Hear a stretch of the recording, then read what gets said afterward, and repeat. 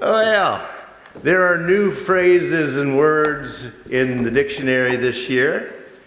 One of them is rage farming. Rage farming.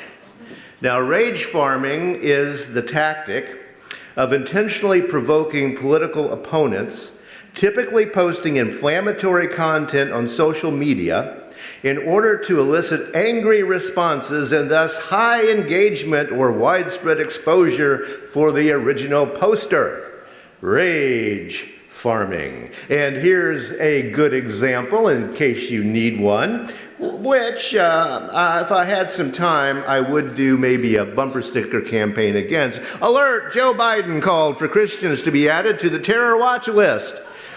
Yes, former Vice President Joe Biden, who will never be elected president, by the way, has a message for American Christians. If you don't defect from your faith and embrace leftism, then you're going to be added to the government's terror watch list.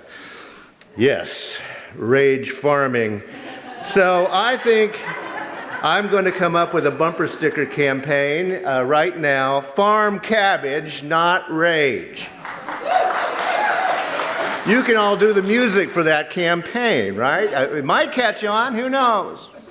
But yes, as Buckley said, our theme for the month of March is vulnerability. Last Sunday, I was chatting at the front door here when I asked someone, "How you doing?" And I got a fairly honest answer, I think. "I just haven't felt right." She said, "Since, I don't know, COVID, I guess." Which I think is how a lot of people are still feeling. There is a lot of vulnerability out there.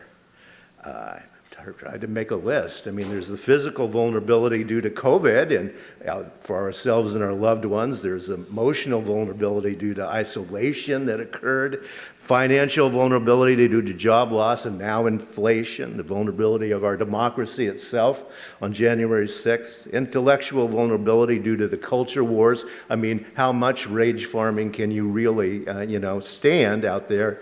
And the vulnerability of the earth itself and all of its beings. We have seen nothing if we haven't seen the effects of climate change in the last few years. And I'm sure I'm forgetting some vulnerabilities out there, but that's what I came up with pretty quickly. And it's a lot, isn't it? We're all feeling vulnerable. All of us have felt some of those things in some way, shape, or form, or we've known people who have. What, if anything, have we learned from all of that is my question for us today. What have we learned from this experience? Because, just like Top 40 radio, the hits just keep on coming, right? They just keep on coming.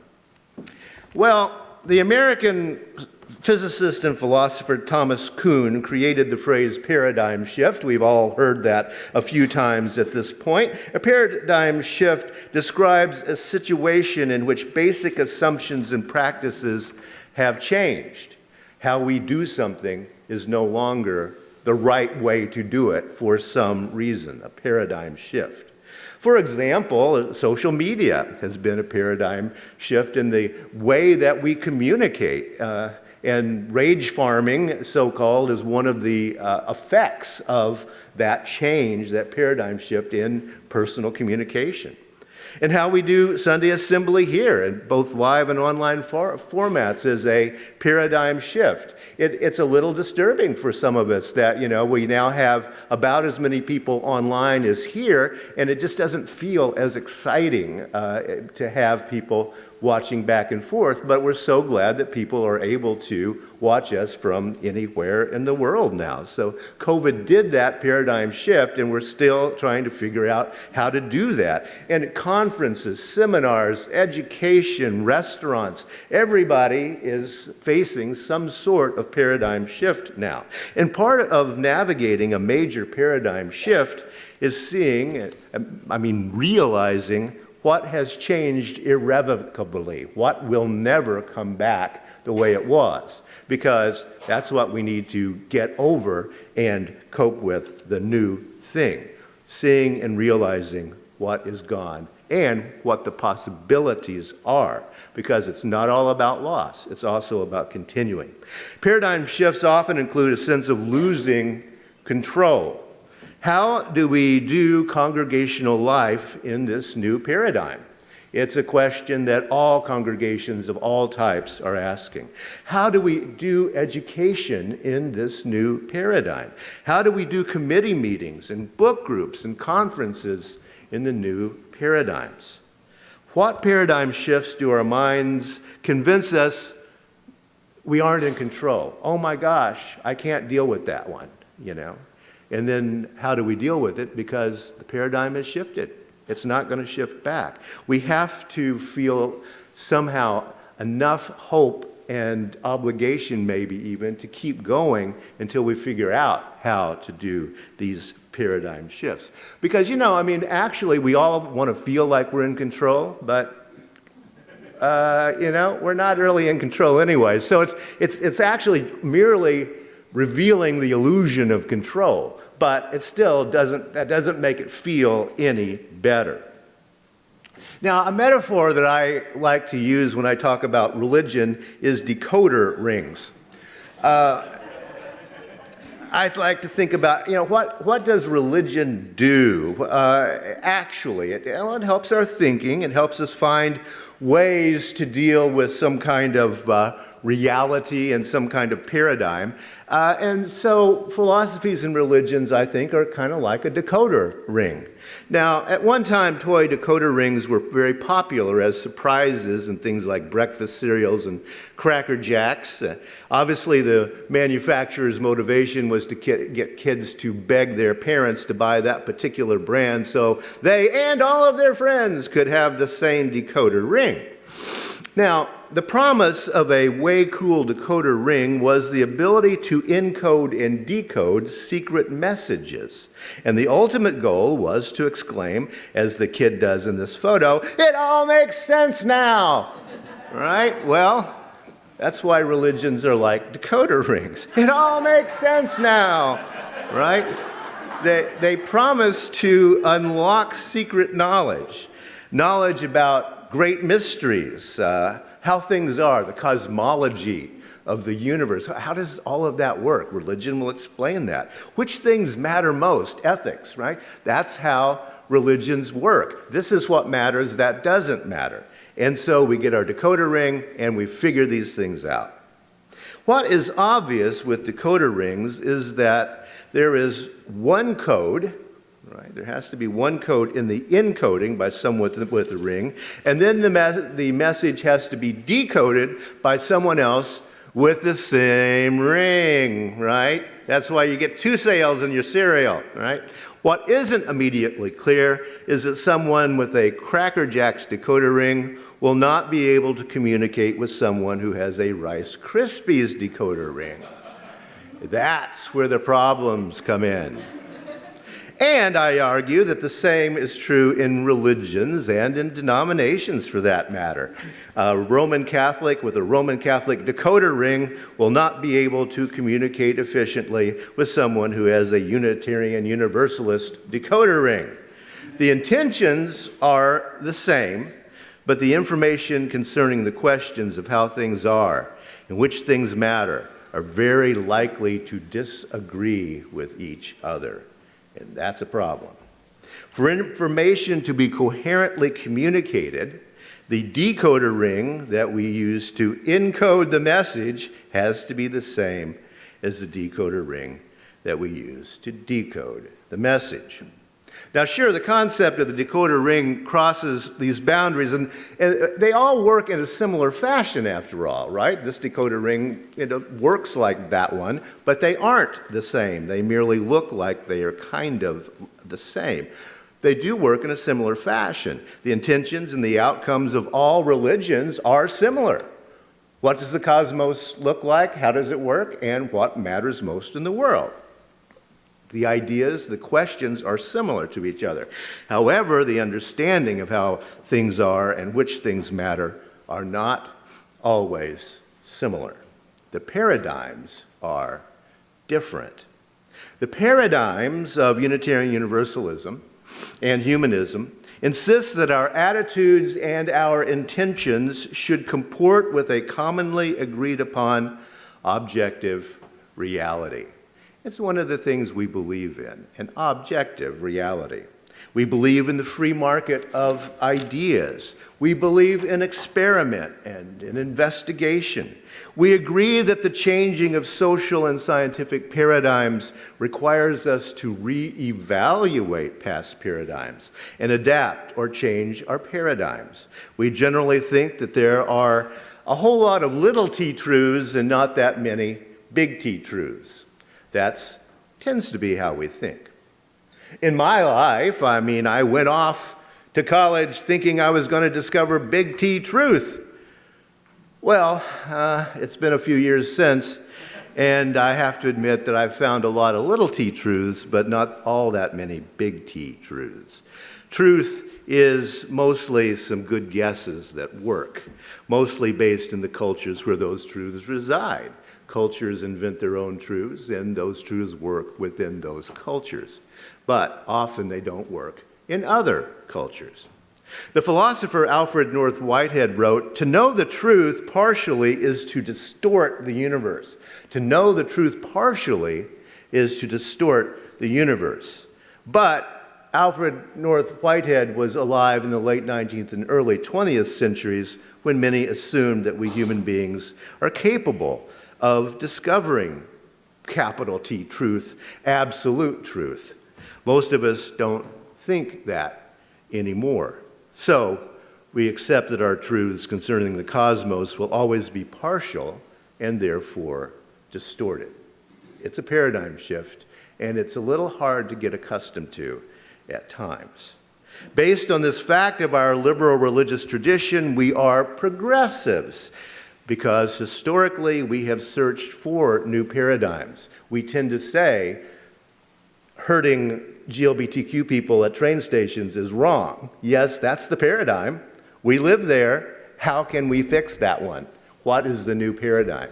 And that's why we are progressive, is because we search for those new ways of doing things. Being progressive doesn't mean that we believe in progress as some kind of inevitability. That was a 19th century and early 20th century idea too, that humanity would always improve and everything would always get better. Well, they were wrong about that. Things are far from that reality. Progress in human social incarnations is really difficult. It's really slow, and sometimes it is extremely painful. However, in our rapidly changing planetary and social lives, believing that progress can be made is, I think, an advantage for us. We believe in change, we believe things can change, and we believe things can change in a positive direction. Take, for example, a few words from the University of Chicago professor of ethics, Martha Nussbaum. Many of you know she's one of my favorite philosophers, living philosophers. She says this: "New issues arise constantly. The world needs an ethical revolution, a consciousness-raising movement of truly international proportions. But this revolution is impeded by the navel gazing that is typically involved in asking, what is it to be human, right? Let's rekindle and extend our sense of wonder by asking instead, what is it to be a whale? Then let's go observe whales as best we can and read the thrilling research of scientists." End quote. Now, Dr. Nussbaum makes an excellent point here. I think perhaps we can re-see the human condition. I mean, we've been bouncing our heads against that wall for a while. What does it mean to be human, right? We can re-see the human condition by looking at other sentient beings that aren't human. What does it mean to be a whale? And we can somehow get our minds out of our own egos. We can awaken to our humanity, and maybe we can even stop prioritizing the human in the world and place the human animal into that web of planetary existence. And that's mind expanding, isn't it? What Dr. Nussbaum is describing is a religious experience, I would argue. Religion is about entering into a mental and heart space in which we open ourselves to experience of the other, right? Whether that other is another human being, loving our neighbor and our enemy and those sorts of things, or a whale. Well, the idea is that nothing, that other, because nothing is actually other, right? That other is just like me, part of the wider web of existence, and therefore not exotic, not foreign, but rather a fellow sentient being in our web of existence. Love thy neighbor then can mean loving whales as well. An ethical, religious, or philosophical stance is taking responsibility for the vulnerability of all things by joining with other people and other sentient beings and the planet itself as co-creators of a positive future. That's a new paradigm for us, and it's about time we get to work on it before we lose our planet itself. Our liberal religious traditions are about encouraging the flourishing of all sentience, I would argue. And that's the place that we need to go. Yes, we call ourselves humanists, but as I often say, actually we are everythingists, aren't we? Dr. Michael Hogue is a professor of philosophy, ethics, and philosophy in the religion of philosophy at Meadville Lombard Theological School in Chicago.